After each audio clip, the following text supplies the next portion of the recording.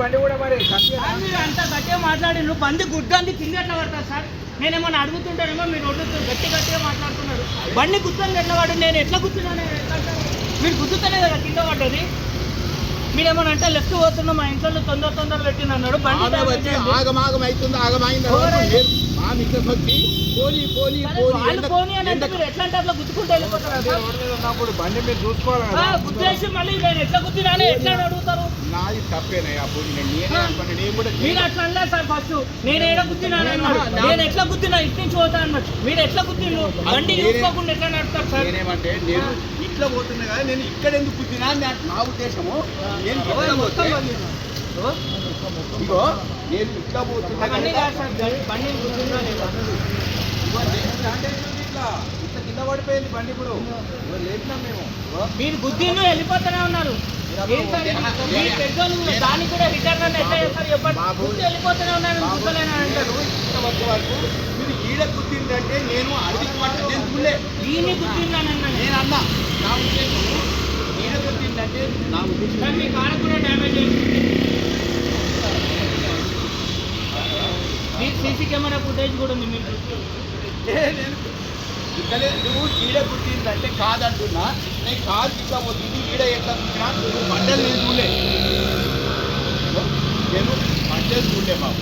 నా ఉద్దేశం ఇగో నేను బట్టలు చూడలేదు. బట్టలు చూడకుండా గుర్తినంటే ఈడ సౌండ్ రాలేదా?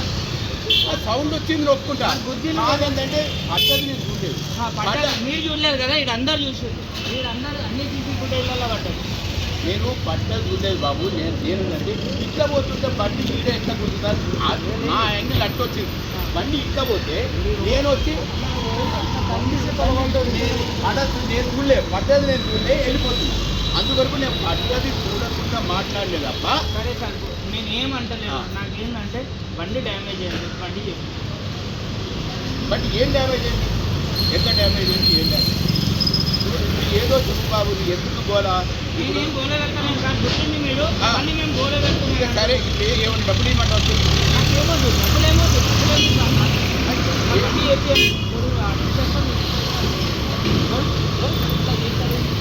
అది అవన్నీ మైనర్ థింగ్స్ బాబు. నువ్వు అనవసరంగా ఆర్గ్యుమెంట్ ఎక్కువ చేసుకో.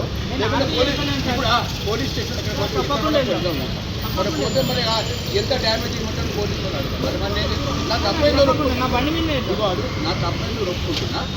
నేను మీరు అన్నది మీరు ఏమనలేదు. నేను రిపేర్ ఏమన్నా కానీ డబ్బులు ఏమనలేదు. సరే బాబు, నాకు తాత కాదు. నేను 76 years.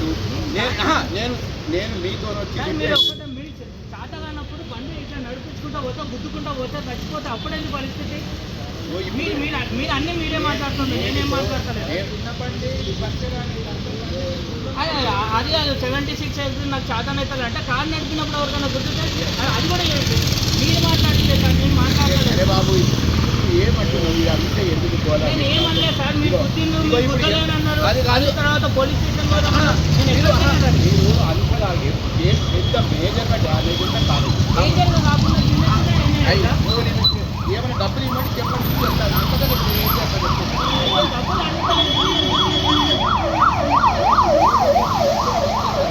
డ్యామేజ్ అయిపోవచ్చు.